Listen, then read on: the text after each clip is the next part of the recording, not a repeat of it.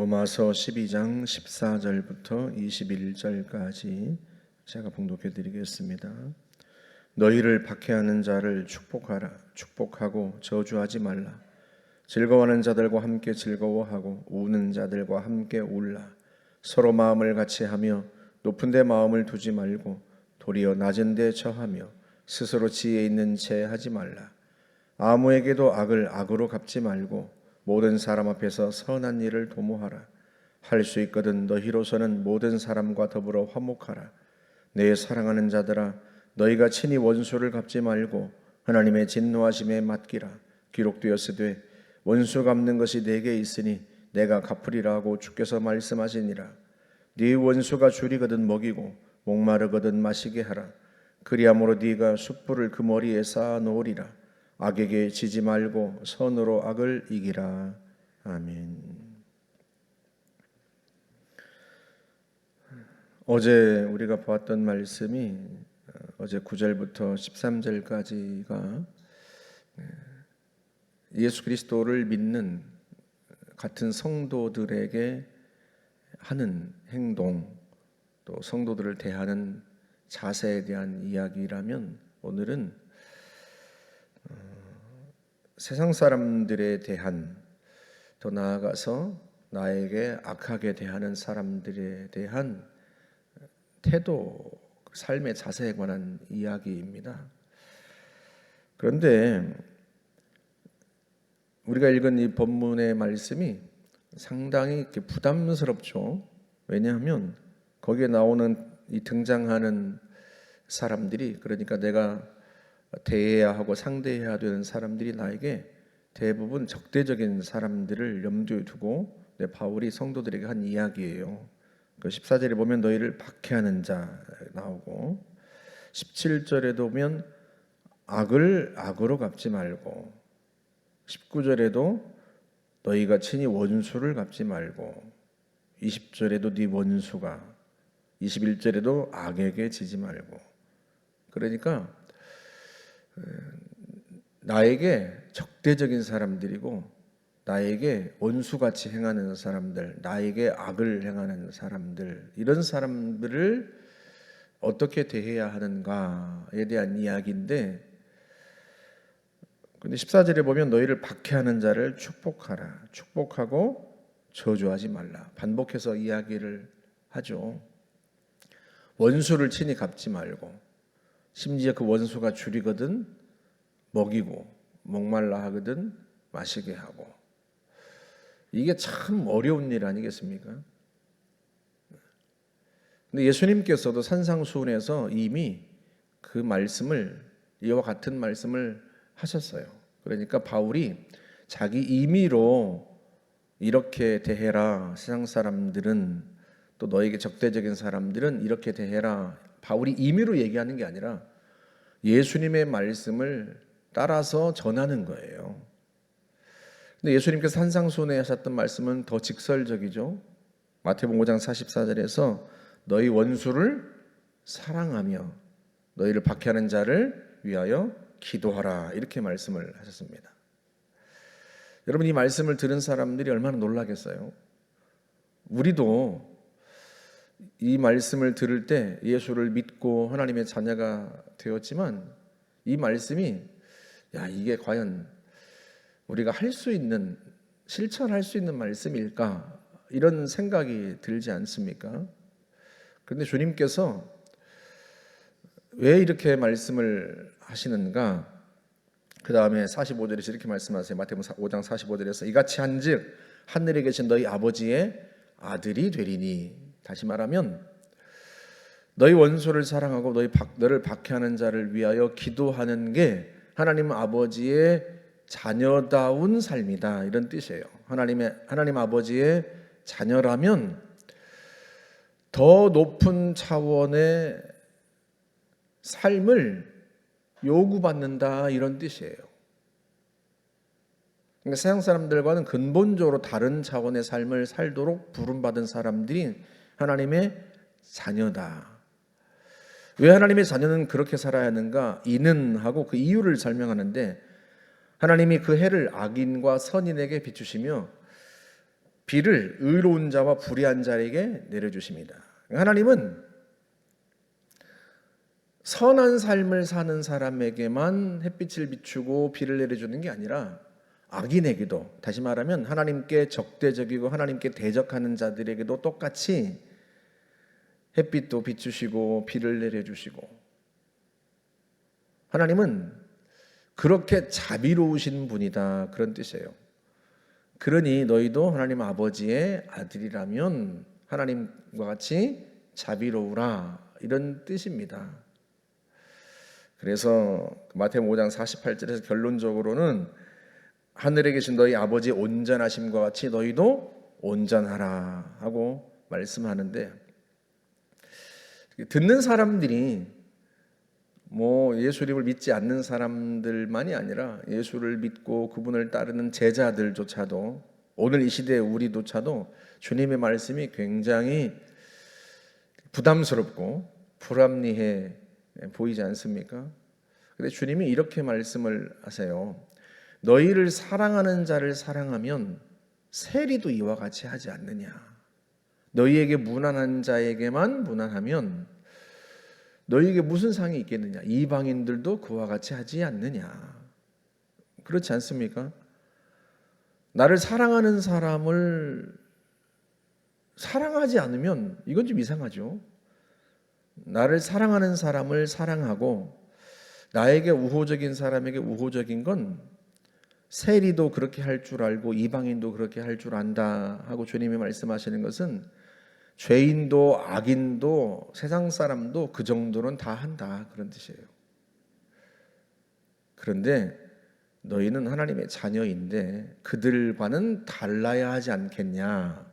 그러면서 하나님께서 온전하신 것처럼 너희도 온전하라. 다시 말하면 우리가 하나님 아버지의 자녀로서 하나님 아버지를 닮아가고 예수님의 제자로서 예수님을 닮는 삶을 살아가야 된다. 그게 우리의 인생의 방향이에요.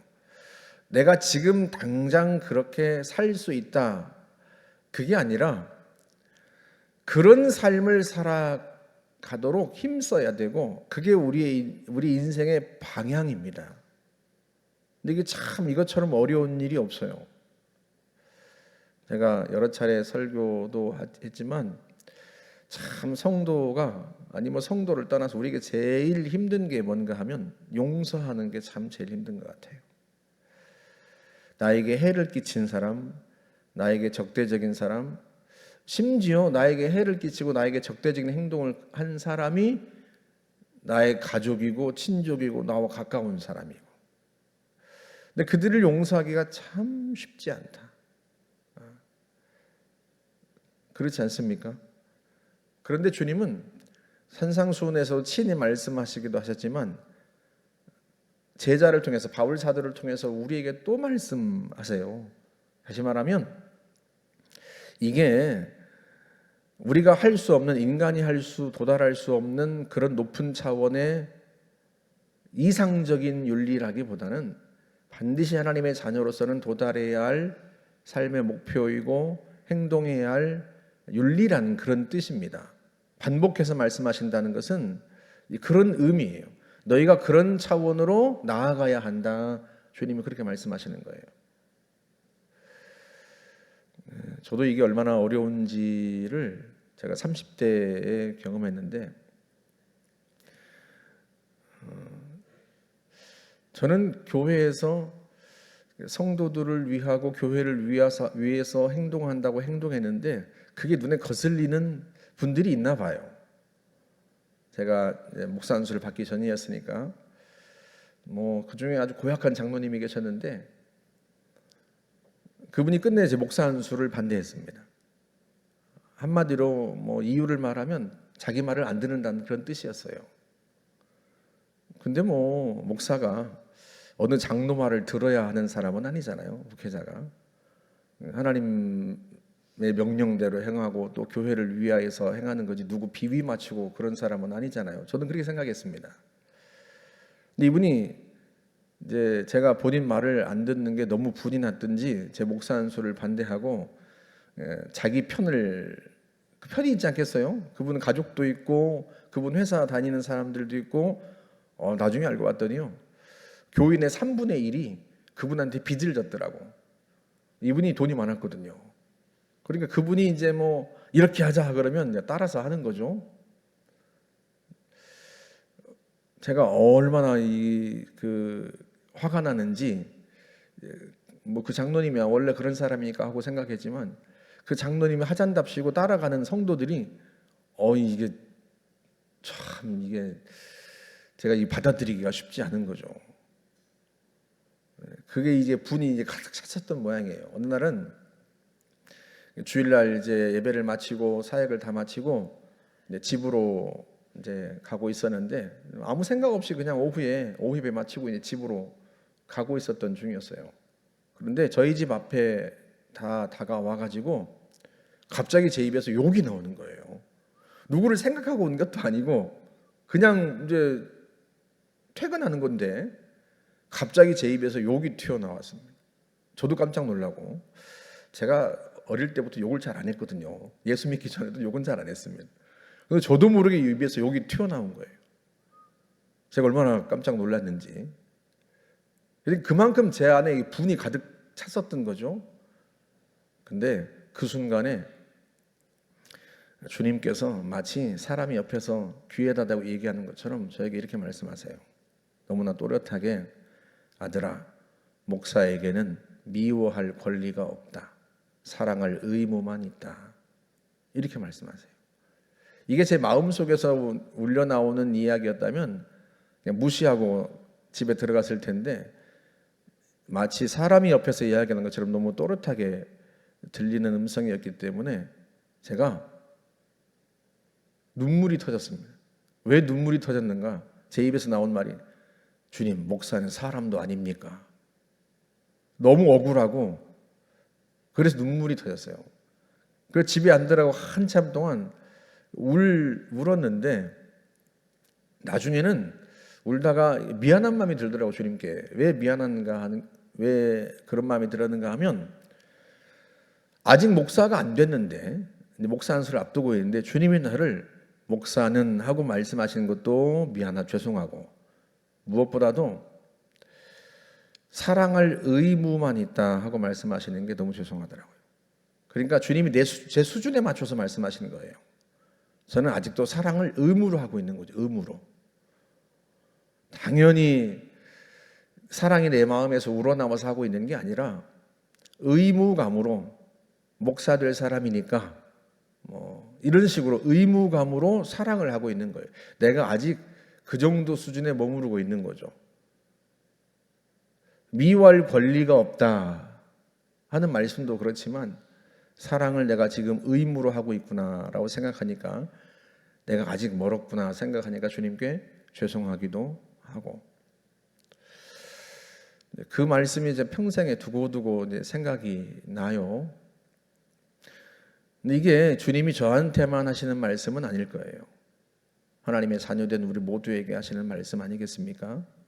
미워할 권리가 없다 하는 말씀도 조금 섭섭하기도 하지만 여러분 이 말씀은 두고두고 생각해 보면 하나님 아버지를 절대적으로 신뢰하면 이게 이해가 되는 말씀이고 그렇게 할 수 있을 것 같다라고 생각이 드는 말씀이에요. 좀 쉽게 말씀드리면 친구가 와가지고 저한테 이렇게 얘기했다고 예를 듭시다. 어린아이인데 친구가 와가지고 어릴 때 이렇게 말했다고 쳐요. 야, 너는 왜 걔한테 맞고만 있어? 야, 함께 주먹질도 하고 그래야지. 왜 맞고만 있어? 그렇게 얘기하니까 아이가 이렇게 말하는 거죠. 응, 아빠가 알아서 할 거야. 무슨 말이야? 아빠가 알아서 처리한다고 주먹질하지 말래. 그러니까 아빠가 그 애를 혼내줄 거다라고 하는 믿음이 있으면 그 말이 가능해요. 지금 바울이 지금 그 이야기를 하는 거예요. 예수님의 말씀을 들었을 때 사람들이 너희 하늘에 계신 너희 아버지가 온전하심 같이 너희도 온전하라 하는 말씀이 아니 어떻게 우리가 하나님처럼 그렇게 높은 차원의 삶을 살아갈 수 있습니까? 라고 이해가 안 되고 수긍이 안 되지만, 그래서 바울 사도를 통해서 주님이 다른 방법으로 말씀하시는 거예요.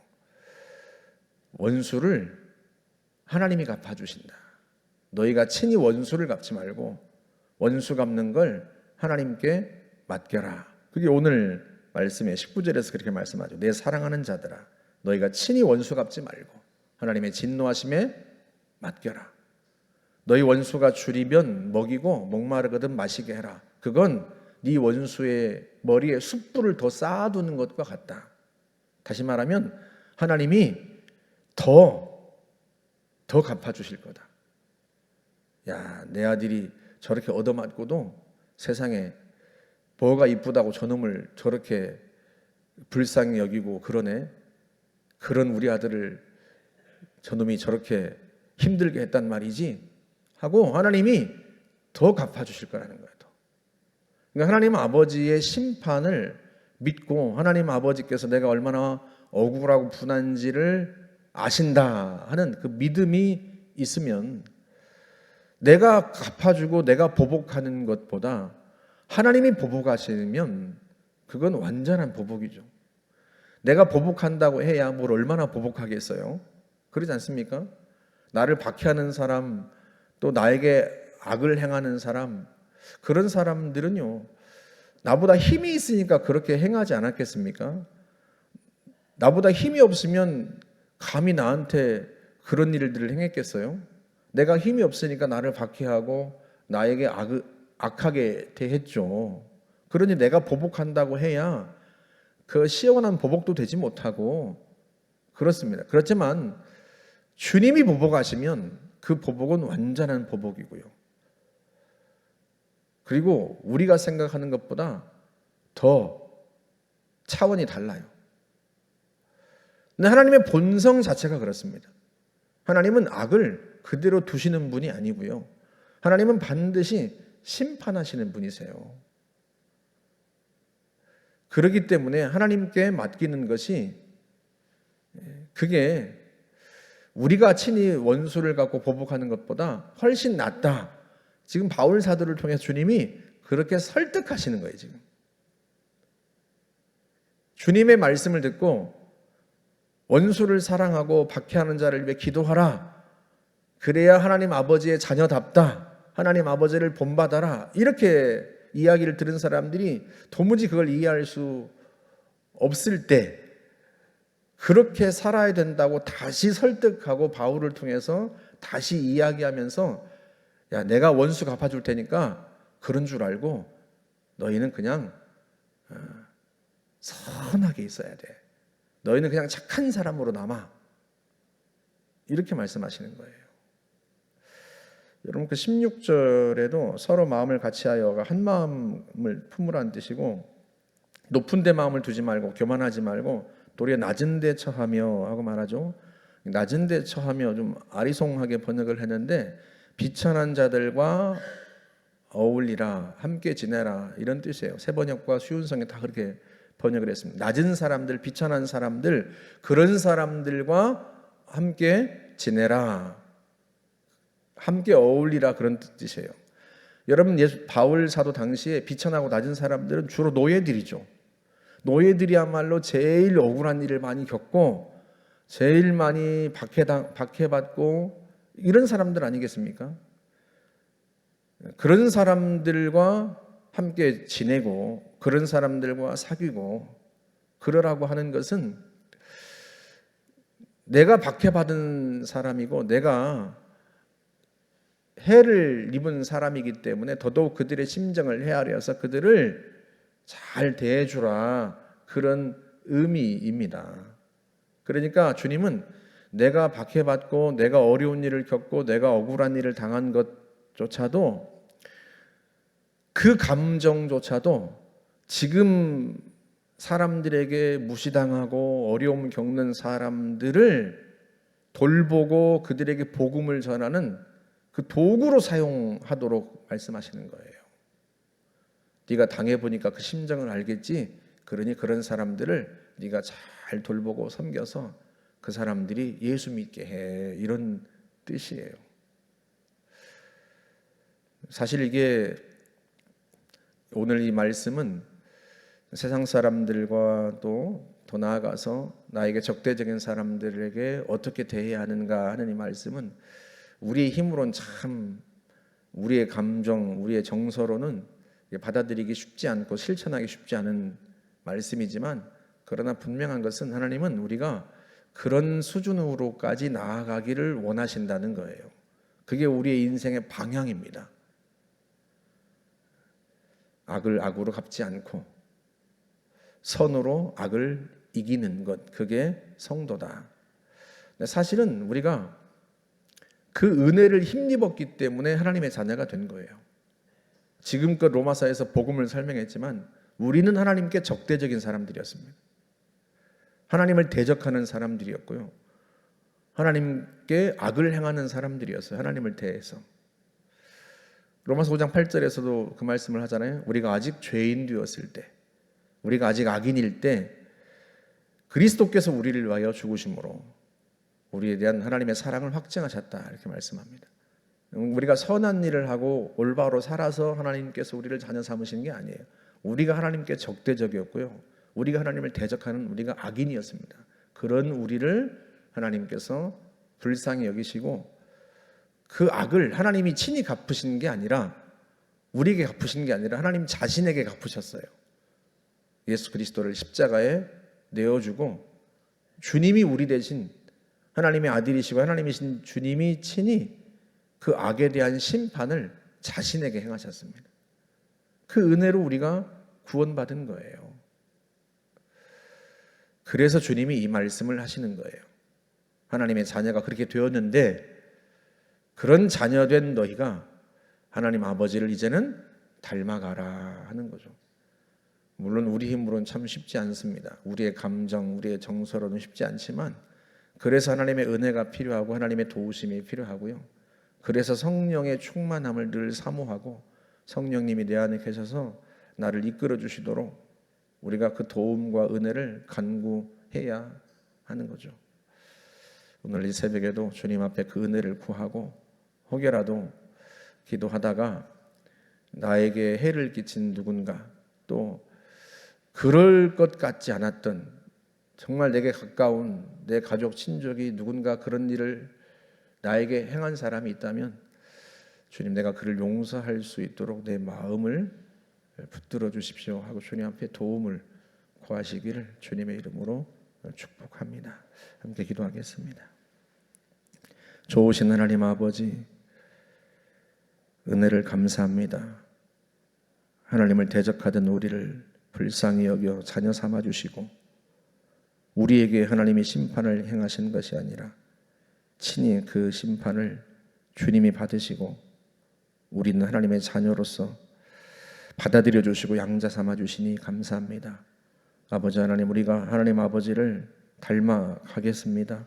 주님을 닮아가겠습니다. 저희들을 도와 주시기를 바랍니다. 주의 성령을 우리 가운데 부으시고 주의 은혜를 부어서 정말로 주님처럼 그렇게 살아갈 수 있는 주님의 제자가 되어갈 수 있도록 우리의 걸음을 한 걸음 한 걸음 인도하여 주옵소서. 예수님의 이름으로 기도하옵나이다. 아멘.